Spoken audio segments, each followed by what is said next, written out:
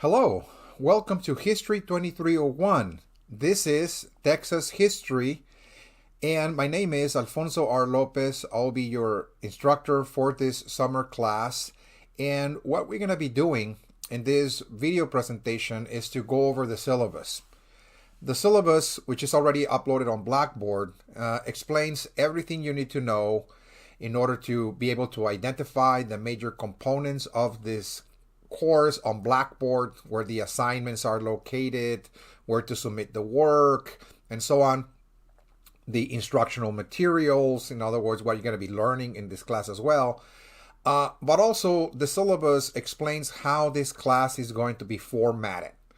What are the responsibilities for you on a day-to-day basis, on a weekly basis. So this is a 5-week course. It's very intensive, of course, but it explains what are your responsibilities, how you're going to be learning the material, and also it explains how the exams are going to be formatted. I mean, in this video presentation, I'm going to kind of provide also a survey, an overview of the exams, and how to prepare for the exams.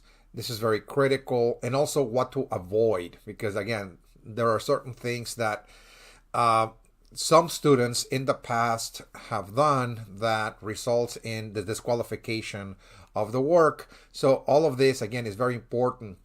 We're also going to be talking about extra credit assignments as well, grading, how grading is going to be distributed, and the tentative dates as well when the exams take place. Again, all of that will be explained in this video presentation. I highly recommend that you watch this video from beginning to end. If possible, take notes, because this is going to be a very useful guide for the future. In other words, whenever you have a question or a concern, a doubt, more often than not, that can be answered by looking at this video presentation and also the syllabus as well. Okay, so let us then go to the Blackboard page, because this is the platform that we're going to be using for this course. So let us then go to Blackboard. And as you already know, this summer we have started using the new upgraded version of Blackboard. It's called Blackboard Ultra. It has a new interface, different features and the like. So it is, once you start really spending some time on this platform, it will be very easy to start learning it. It's not that radically different from the previous one, although of course, the layout appears to be completely different, etc. But again, if you were already skilled at navigating at the previous one, this is not going to be that difficult to learn. Okay. Mainly, you see at the very top the main menu options, if you will, as opposed to in the old format, it was all located in the left-hand side. There was a column of links and the like. So again, there are, of course, certain changes, visual changes. But as you'll see, there's a lot of similarities and overlaps between the two interfaces. So if you have any questions regarding Blackboard Ultra, there are, of course, in ACC departments where you can actually turn into. There's a Blackboard tech support and the like. You can email them, you can call them, and they'll be able to assist you if you have any problems. Okay. So this history course for this summer session looks something like this. We are going to have under course content, which is really the very first, as you can see on the very top, the first option. Every single link and item regarding this course in terms of assignments, instructional materials, where you're supposed to submit work, is located here. Okay, this is the main page that we're going to be using. across the semester. Of course, I'll be sending announcements as well. I think this morning I already sent you an announcement indicating that I'm about to upload this video on Monday, and I'll send you an email notification as soon as this video is uploaded, and it will be posted on Blackboard announcements as well. Okay. So under course content, as you can see, there's a series of links or sections, folders. At the very top, there's going to be the video presentation. This video presentation will be placed at the very, very top, as you can see here. So once it's uploaded, when you click on it, you're going to see the video there. As soon as the page opens, you'll be able to click play and start watching it. Okay. Once again, I emphasize that it is critical that you watch this video from beginning to end, because this is almost like walking into the very first day of class in a face-to-face format. For instance, when you meet the instructor and the instructor goes over the syllabus, explains how the class is going to be organized and such, and exams and the like. So it's very, very important. Okay.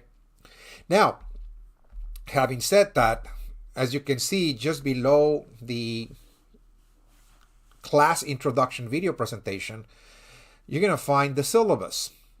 Okay. And so when you click on the syllabus, this is something that we're going to be going over throughout this video presentation. You're going to see the link. I made sure that students are able to see the syllabus. Once you click on it, you're going to see the syllabus, of course, but also you can download it into your computer as well. Okay, so it's a Word doc file. You can save it as well to keep it handy. All right, so let's go over the syllabus. Let me maximize here for better visibility. And let's start from the very, very top. So this is History 2301, Section 001. So this is Texas history, the second summer session of July, which spans from July 7th, starting Monday, all the way to August the 10th. That's the closing of the semester, of the summer term, I mean. Okay. Once again, my name is Alfonso R. Lopez. I'll be your instructor for this summer class. And the fastest and easiest way to reach me is via email. Now, I know you can send messages through Blackboard. There's a link that says messages, and is, of course, very convenient to use. But emails seem to work better because I'm checking my emails on a daily basis, several times a day. I'm always being notified every time there's a new email. And that's just easier and faster and more convenient. So if you really need to clear a question, a doubt, a concern regarding the assignments or the exams and the like, I highly, highly recommend to use your email rather than the course messages. Okay. I mean, it's just faster, much, much faster for me to be notified and to respond, okay, than Blackboard messages. Okay. And as I will explain in just a few moments, the meaning for this class is that this class is totally delivered online in an asynchronous format, meaning that we don't hold any meetings online for real-time instruction. This is a very convenient format in which the student has total freedom to tailor their own schedule, based upon their own responsibilities, etc. Again. Now, before we proceed, according to ACC policy, it is very important to understand that all communication between faculty and students take place within the ACC electronic supplied systems. So if you're going to send me an email, please use your ACC email account because if you use your private account, I'm not going to respond to it. Again, it's just policy, ACC policy. So if you really need to clear, once again, a doubt, a concern regarding the class, please use your ACC email account. Okay, so let us move forward.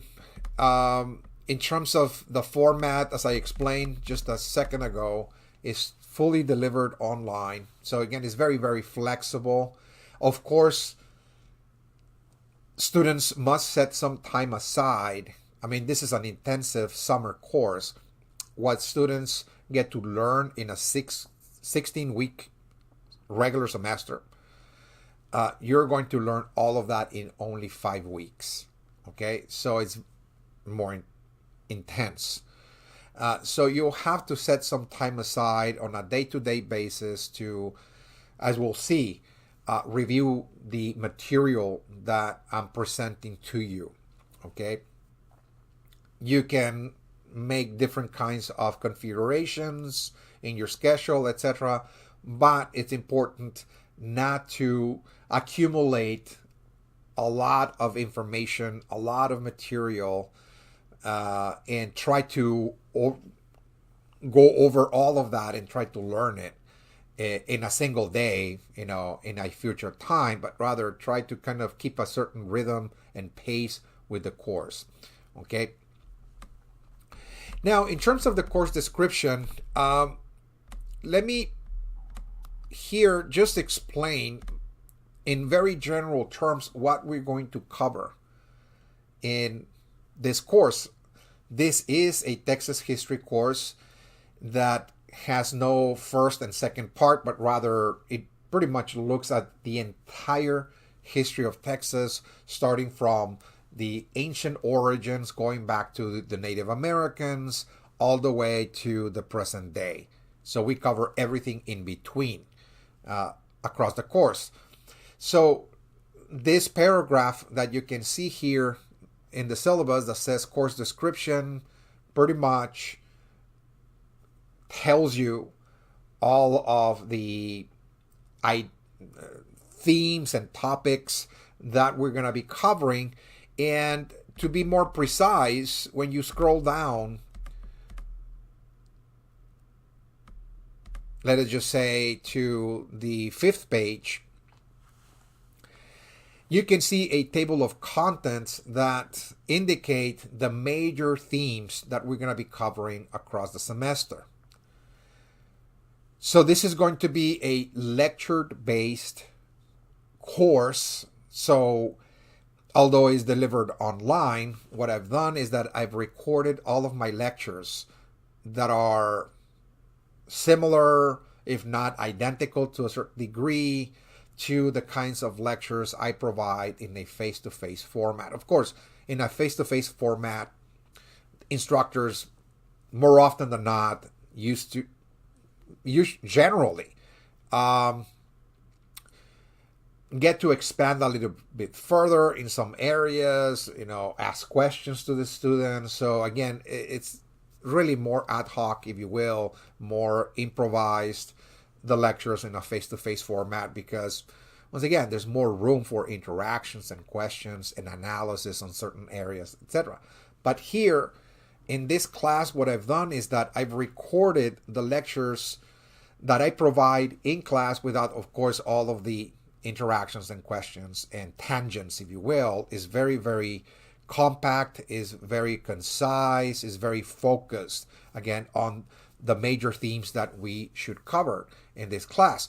So the way I have organized this class is that I've divided Texas history, the entirety of Texas history, which encompasses thousands of years worth of history, by the way, okay, into 3 main historical periods. The first one is the indigenous Spanish and Mexican backgrounds. This is pretty much covering really the foundation of Texas.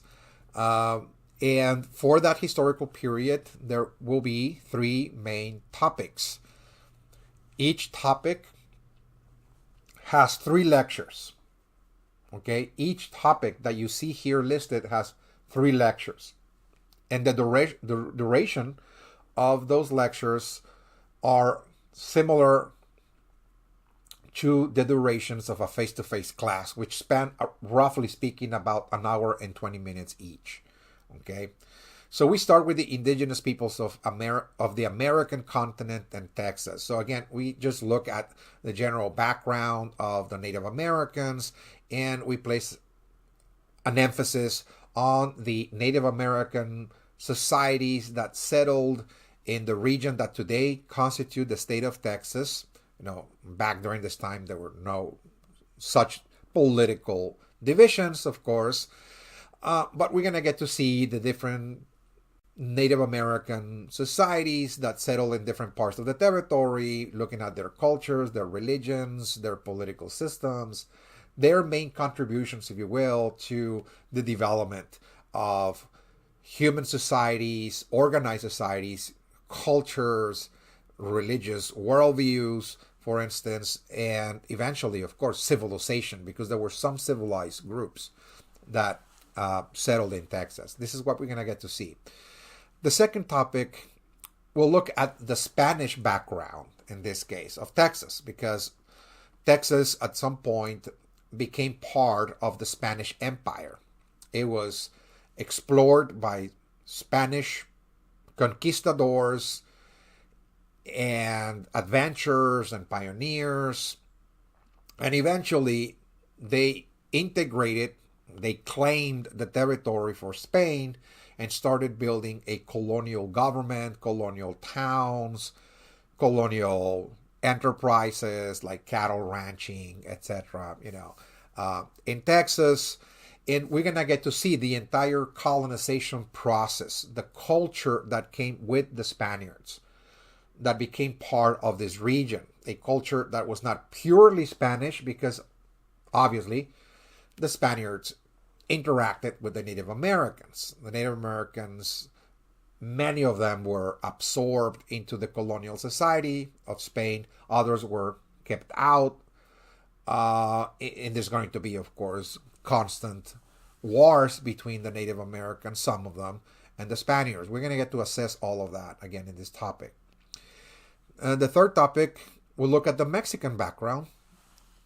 And here we look at the process of independence, how Texas participated in the independence movement, the revolution against Spain, and after independence was won, how this region, Texas, the province of Texas, becomes now the new province of the emergent nation of Mexico, the Mexican Republic.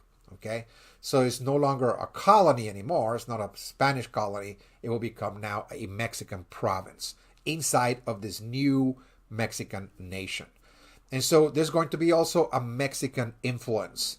In a very short period of time, from 1821 to 1836, Texas lived under Mexican rule, and we're going to get to see, of course, the shaping, the influence of Texas institutions under this Mexican Federation that emerged. Okay, so after we cover those three topics, then we have the first exam. We're going to be talking about the exams again in just a few moments. Okay, and the exam is going to be based exclusively on the lectures and nothing else. Nothing else. There will be absolutely nothing else that you will have to pay attention to. No outside readings, nothing of the sort. This is critical, that to pass and excel in this class, students must watch the lectures. They're already been, again, uploaded on Blackboard. They're recordings such as this. And your responsibility is to watch those lectures, take notes, and then use that material to answer a series of questions that I will present. I'll talk more about the exams in just a few moments. Okay. Then after we cover that historical period, then we move into the next historical period in Texas history. I call this independence, nationhood, and civil wars. It's almost like an intermediate period in Texas history, in that Texas was detaching now from Mexico. It had already done so from Spain, but now in 1836, the topic number 4 that we're going to discuss here is the Texas Revolution. We're going to get to assess the causes why Texas decided to declare independence from Mexico and led, of course, a revolution against the Mexican Republic in 1836. We are going to analyze that very, very thoroughly. Okay? We're going to get to see, of course, the participation of Tejanos. Those are the Mexican residents in Texas, but also the Anglo-Americans that entered under the immigration laws of Mexico into Texas, how those two groups joined forces to declare independence from Mexico. Okay. Topic number 5 is going to look at the transition into nationhood, how Texas, after gaining independence from Mexico, becomes a republic. This is the only state in the American Union today that was actually a nation, an independent nation. You know, every other state that became part of the Union eventually was either a colony of Great Britain or it was simply a territory, okay, that American settlers created and eventually joined the United States. But Texas was, of course, it was a colony of Spain, but it gained its independence. It was part of Mexico, and after being part of Mexico, it becomes an independent country, a republic. So we're going to get to see that, the formation of the Texas Republic, the different presidential administrations that served under this republic, how they were trying to manage the economy, and so on. And eventually the decision in 1844 to join the United States and become now an American state. Okay, we're going to see that transition into statehood and how Texas was trying to accommodate itself into this new status. Again, it's no longer an independent country, it's now a state, and it becomes now integrated into the American system, political system, the legal system, but also the American economy, etc. We're going to get to see all that very, very fully. Topic number 6 is going to cover the Civil War. Okay, and I call the Civil Wars because Texas, of course, participated in the U.S. Civil War by joining the Confederacy, the Southern Confederacy, seceded from the Union, okay, to fight, of course, the North. But at the same time, Texas was neighbors with Mexico, and Mexico was also going through civil wars as well. And although this is, of course, a whole separate country that perhaps can be understood separately from what was really going on in the United States, what happens is that there was a French intervention in that Civil War. Okay, so the French intervened and colonized Mexico. And once Mexico was colonized by France, the French intervened in the U.S. Civil War as well by aiding the Confederate war effort. So Texas was aided by France, okay, during this process. Something we're going to get to see in greater and greater detail, okay, in this topic. How Texas, of course, was fighting the Union on one hand, but at the same time, it was getting also assistance from French forces in Mexico as they received resources from them, from the French, weaponry, and so on and so forth, you know. And again, Texas was really caught in the middle, if you will, of two civil wars, okay, in this regard, okay. So this topic will cover that, and of course, it will cover the process of Reconstruction, the end of the Civil War with the ultimate defeat of the South, led to a process of Reconstruction, the reconfiguration of Texas politically, the abolition of slavery, for instance. We're going to get to see that, and the writing of a new constitution in Texas that sanctioned, of course, the changes that the Civil War imposed upon Texas regarding, of course, the abolition of slaves and, of course, the introduction of certain civil rights extended to the free population. We're going to get to see all of that process, in this topic. After we cover those three topics, then we have the second exam. And the second exam will be based exclusively on this material, okay, and nothing else. Then we move into the last part, the last historical, more contemporary historical period in Texas history. I called it modernization, reforms, and globalization, from 1876 all the way to the present. And we cover the last round of three topics in this case. So we start this historical period, topic number 7, with modernization and progress coming to Texas. Again, this is a time after the Civil War and Reconstruction when Texas was modernizing. And modernization really can be described as a movement towards an industrial civilization. Okay, so the Industrial Revolution is coming to Texas. New industries, railroads, for instance. We're going to see the energy industries, particularly oil, among others. There will be some other factories, regarding, for example, food processing. There will be steel and iron processing as well. We're going to get to see a host of new industries flourishing. That includes, of course, the cattle industry as well. Okay, and we see the commercialization of agriculture and the like in Texas. So again, capitalism is arriving in Texas. And with that, of course, there will be a series of changes. With the arrival of industrial capitalism in Texas also comes big cities. Texas is moving to the city. We see the rise of large metropolitan areas as well. Dallas, Houston, San Antonio, El Paso, for instance, Fort Worth, and the like.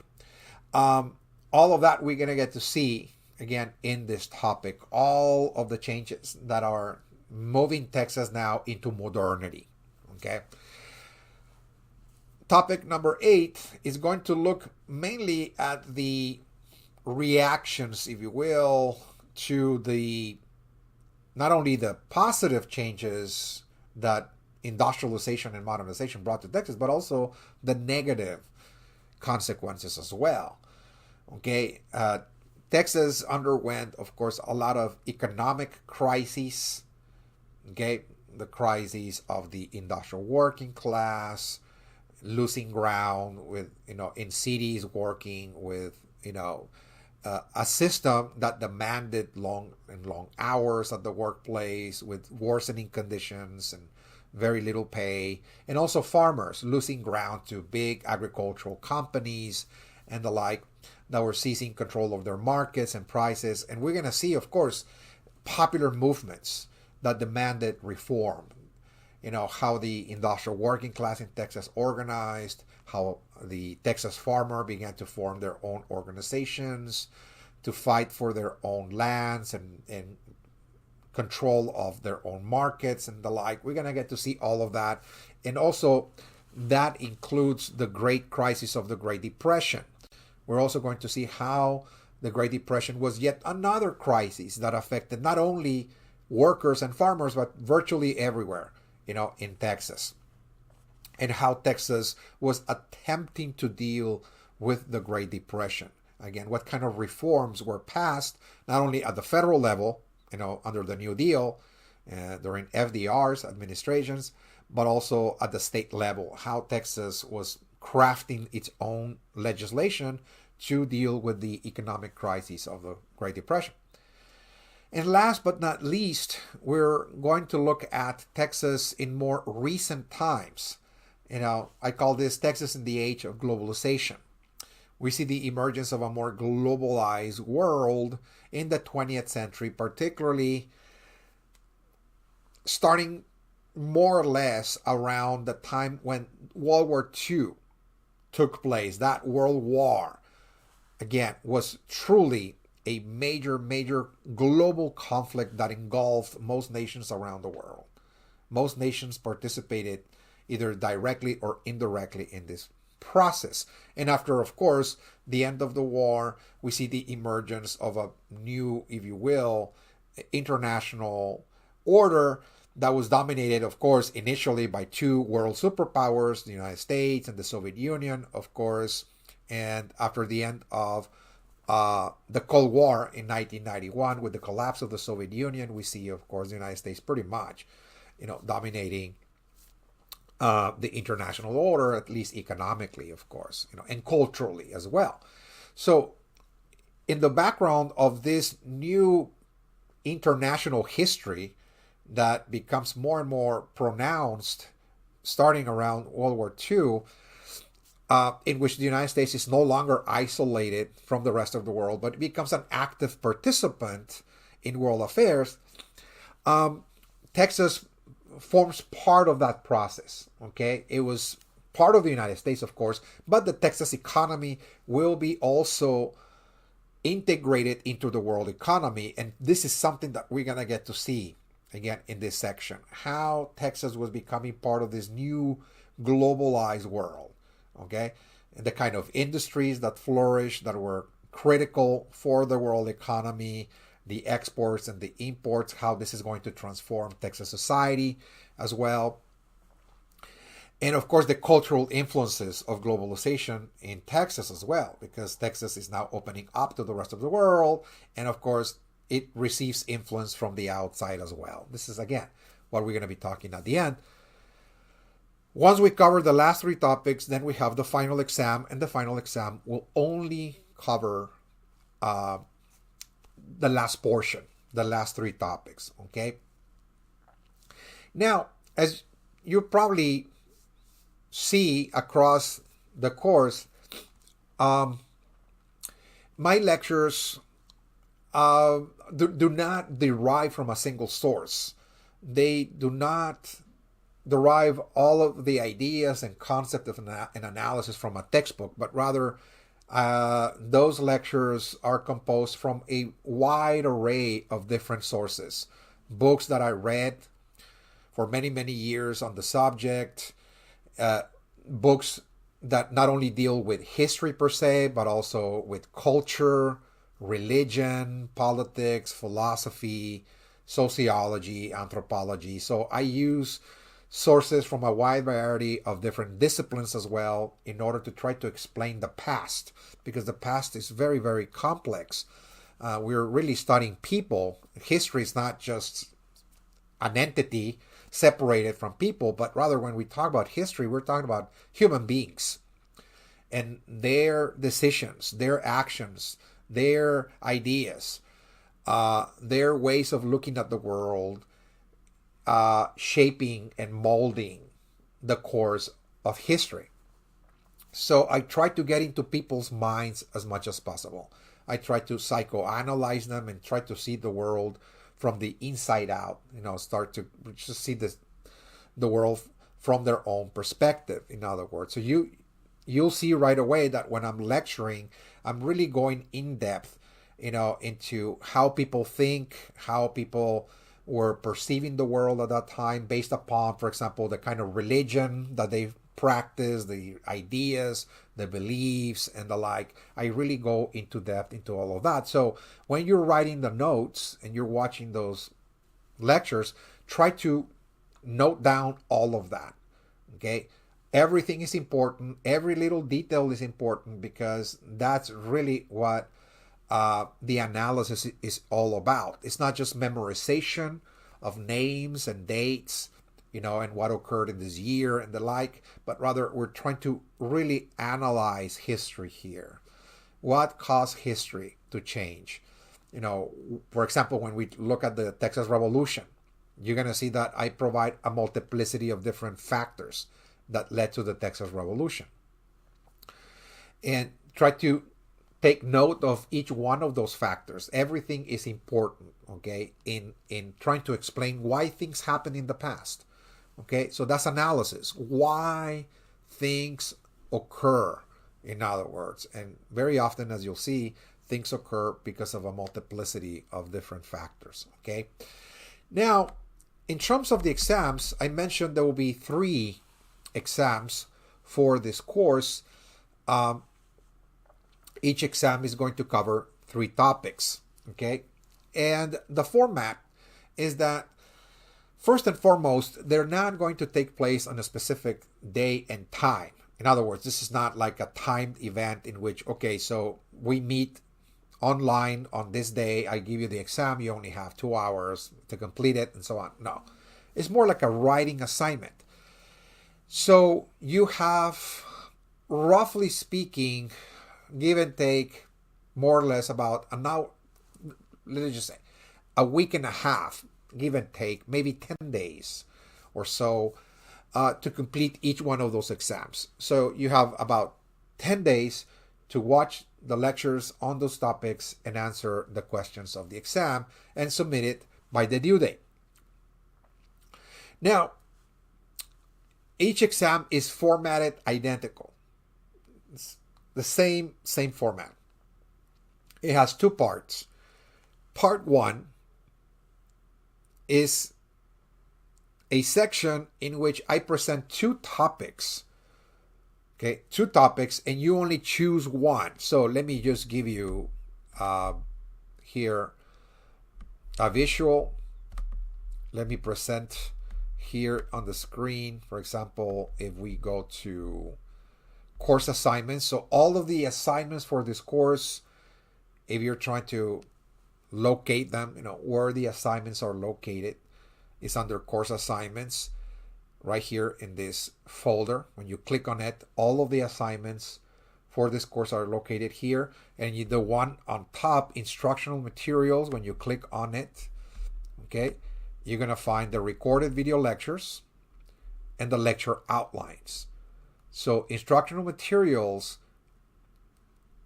means that all of the instruction for this class, what you are supposed to learn in this class, is located under instructional materials, and the folder that says recorded video lectures, when you click on it, you're going to find 9 folders. Those are the 9 topics I just explained in the past 15-20 minutes or so in the table of contents.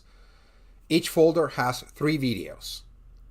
Okay, each folder has 3 videos, and so all of the lectures are located right here, and you're supposed to be watching them one by one, for starting with the Native Americans, and then with the Spanish colonization, and then Texas and the Mexican nation, so on and so forth.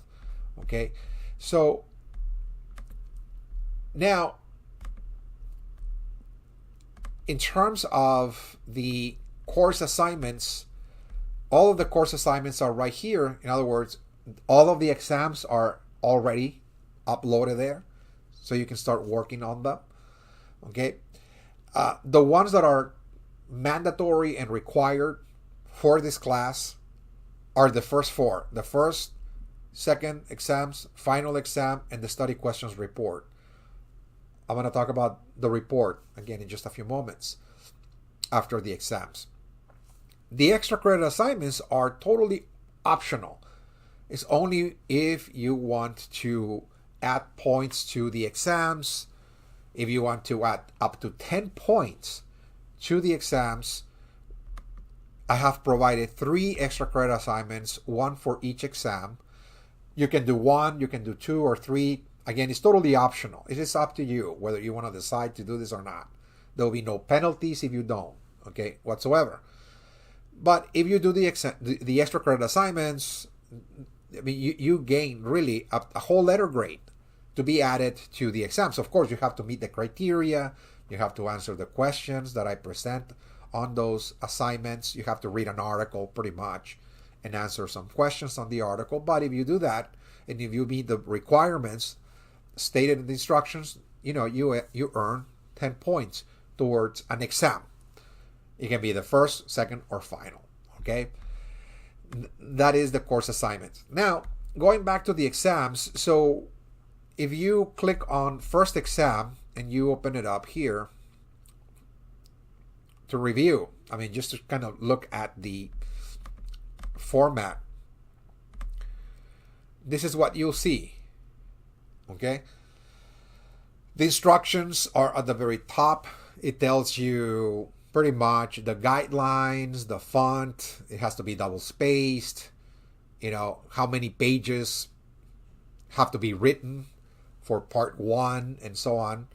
Again, and it also states, as you can see here in bold letters, and again, this is very, very important. This is something I want to emphasize over and over again. And that is that all of the answers that you provide in the exam must derive exclusively from the lectures and nothing else. So no internet material of any kind, no online sources or any books, any articles. You might say, well, I took this class 2 years ago, whatever, and I still have some information, some personal knowledge. Okay, that's fine. But here you're taking this course.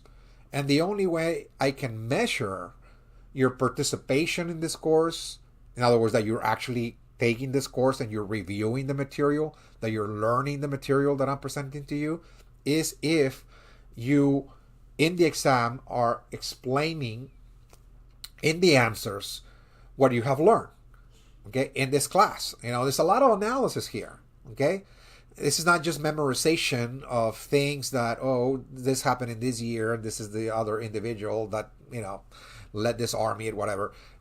This is more analytical history. So you have to get into the answer.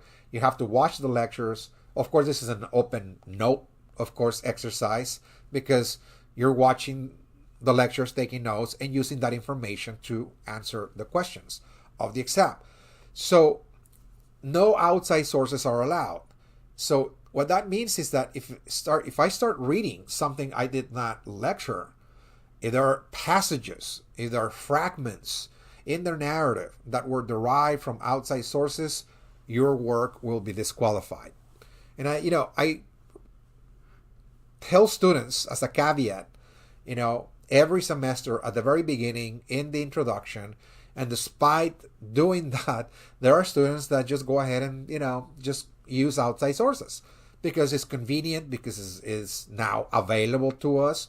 And that's mainly why I'm doing this, because now we're living in a whole new age in which students have at their disposal, again, a source of information that is not just putting it out there to you. Sometimes it already writes it for you.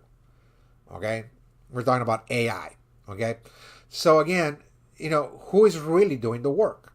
Is the student doing the work, or is the computer doing the work? Who am I grading here? Okay? So the only way I can make sure that the student is actually taking the course is if I tell students to only use outside sources. If I make this a requirement, a basic fundamental requirement, that in order to pass this course, it is critical that all of the answers provided in the exams derive exclusively 100% from the lectures and nothing else.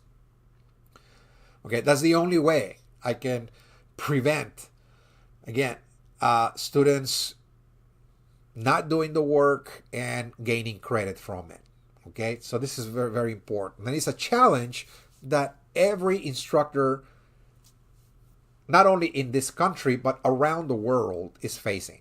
Okay, so it's not just, this is my personal philosophy, but rather this is, every instructor, every professor around the world is dealing with this. Okay, so please, if you really want to make sure that you not only pass, but also excel in this class, just give up any, thought of using any kind of outside source, doesn't matter what that source is, okay?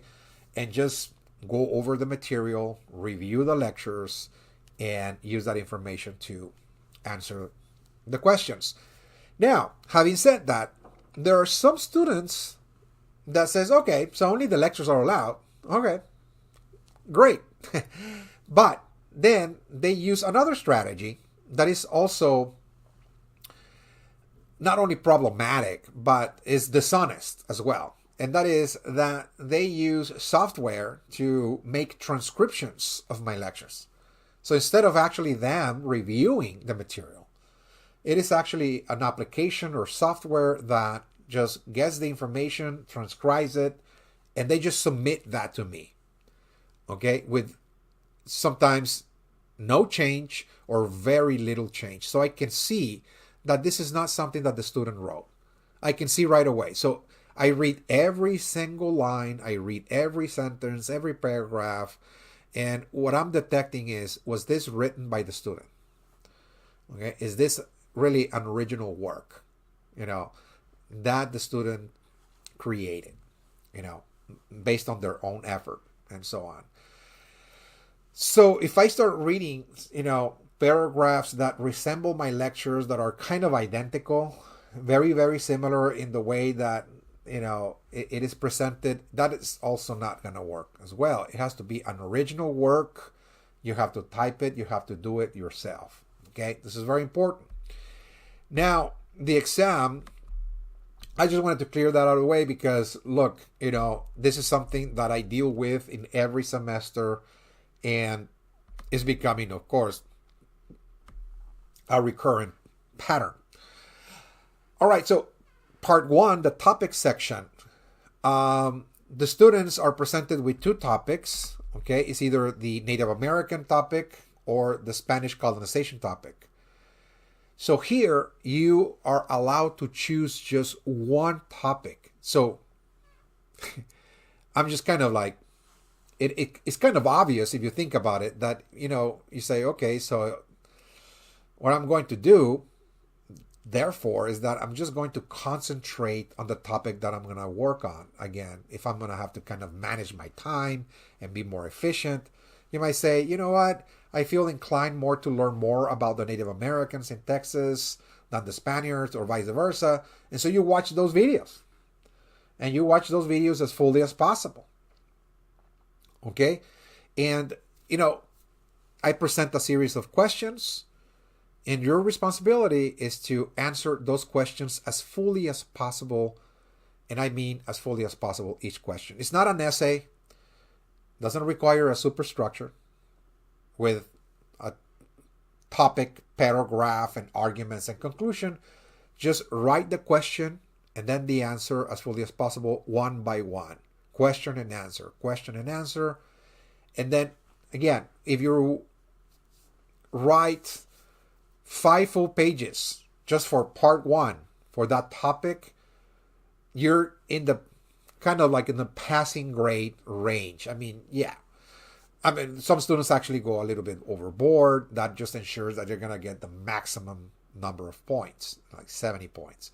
That's the maximum, of course. Okay. Part two deals with another topic. Remember, we covered 3. So in part 2, you're leaving 1 out already. From the 3 that you were supposed to review, you're leaving 1 out. But in part 2, everybody has to review the topic on Texas and the Mexican nation. Okay, everybody, regardless. You review that topic and you're selecting 2 key terms. And here you're supposed to fully identify, describe, and explain. So this is not just identification.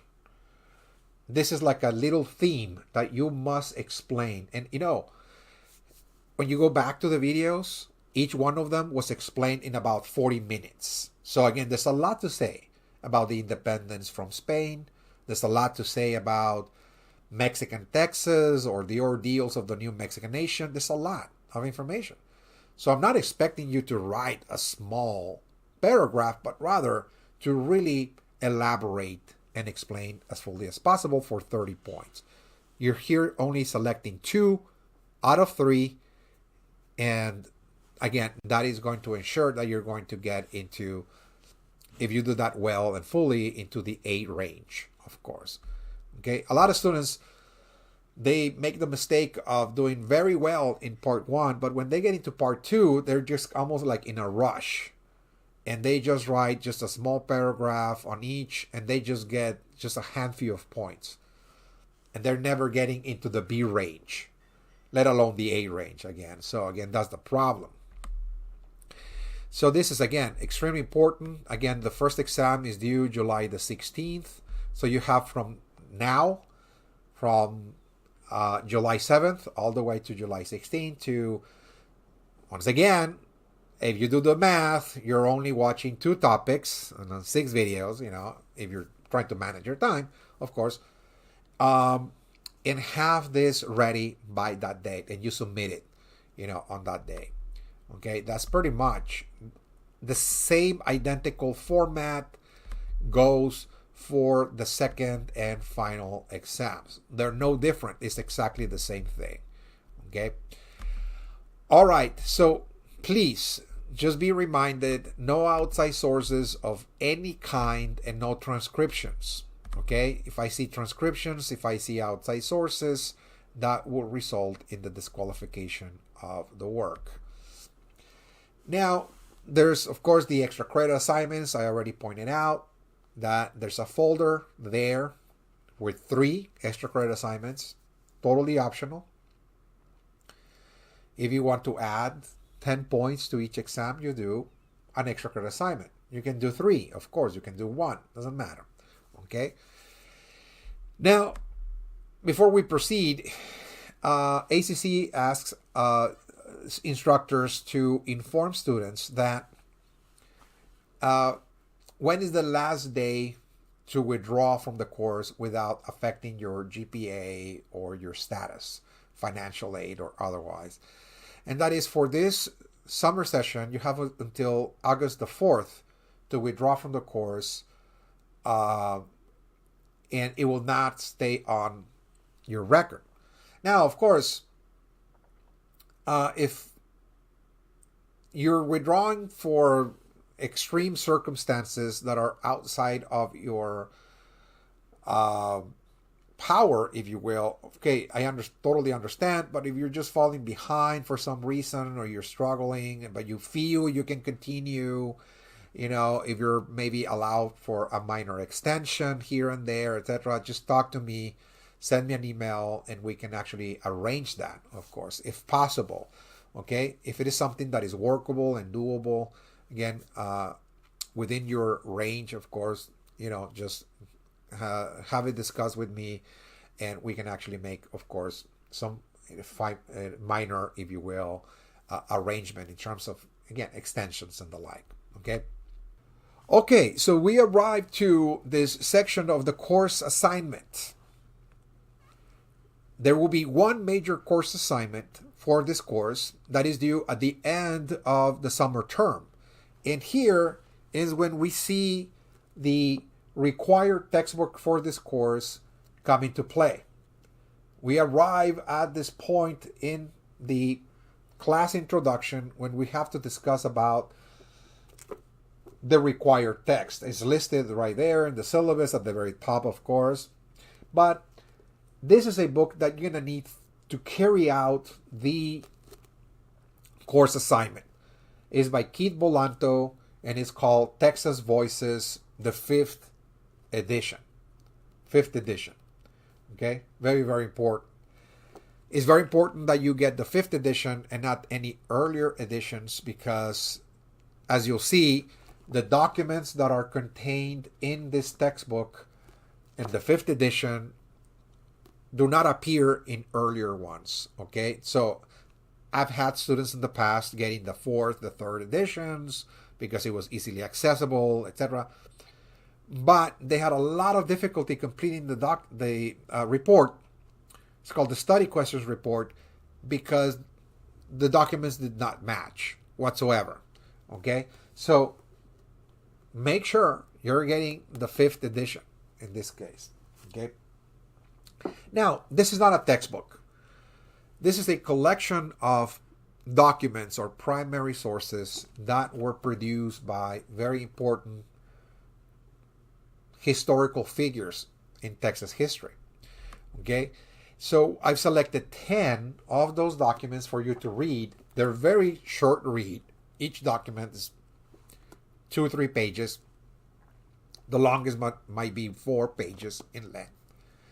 And you're supposed to read it and answer some questions on that document. All the instructions are located here in the syllabus. As you can see, it tells you the chapter number, page number, the title, and the questions. So how to proceed, how to go about doing this work. All the instructions are there. It tells you how to go about doing this. But generally, I require students, when you're beginning the work, to write at the very top of the page the title of the document, and then follow a question and answer format. Write the question and then the answer, question and answer, and then when you're starting a new document, do the same thing. At the very top, write the title of the document, and so on and so forth, one by one. Okay? Ideally, the answers to the questions per document must be 1 full page double space. Okay, you might see 2 or 3 questions per document, so ideally answering those should comprise about 1 full page. In other words, 1 full page per document. So there are 10 documents. At the end of the day, you'll end up with 10 full pages. Okay, double space. Okay, this is to be submitted August the 4th, and it's very important because it will comprise 40%, so sorry, not 40%, 25% of the grade exam, 25%, okay? So this is why you need the book. Where you get the book, as far as I'm concerned, this book is sold at the ACC Highland campus. I advise you not to wait until the end to buy it, because the ACC bookstores usually return unsold copies back to the vendor at midpoint during the term, assuming that students are not going to need it for some reason. So I advise you to try buying this book within the first week of class. Again, I mean, that's my advice. You can, of course, get this textbook from an online vendor, Barnes & Noble, Amazon, etc. Okay? All right, so we arrive at the end of this discussion looking at the grading distribution. There are 4 major components: the 3 exams and the report. Each is worth 25% of the grade. Okay? It tells you important calendar dates as well. You know, here, in terms of, for instance, the tentative course schedule, what we're going to be covering day to day, week by week, and so on. Here, I advise you to use this, of course, just as a general guideline. Okay, so July the 20th, for example, July the 16th, you're supposed to submit the first exam. The second exam, that is July 28th. And then at the end, it tells you that the study questions report is due August the 4th. And then the final exam is due August the 7th. Okay. Of course, I will be sending notifications. For example, if we're approaching the deadline of the first exam, you'll receive an email from me with the instructions, a few days before. So just to let you know that, the due date is coming up, okay? The first exam is due on the 16th. I'm letting you know, here are the instructions, etc. for the second exam, likewise, and the final exam. So you'll be receiving, of course, announcements, notifications where we are, what is due, and so on and so forth. That is my responsibility. In terms, of course, of the major components, as I mentioned here under course content, I once again reiterate that the instructional materials, this folder contains the video lectures and the outlines, because every topic that I'm lecturing about, I present an outline with graphs and maps and bullet points, and you can actually access those outlines here in this section. Okay, there's the course assignments folder. We talked about. You click on it and you'll see all of the major assignments.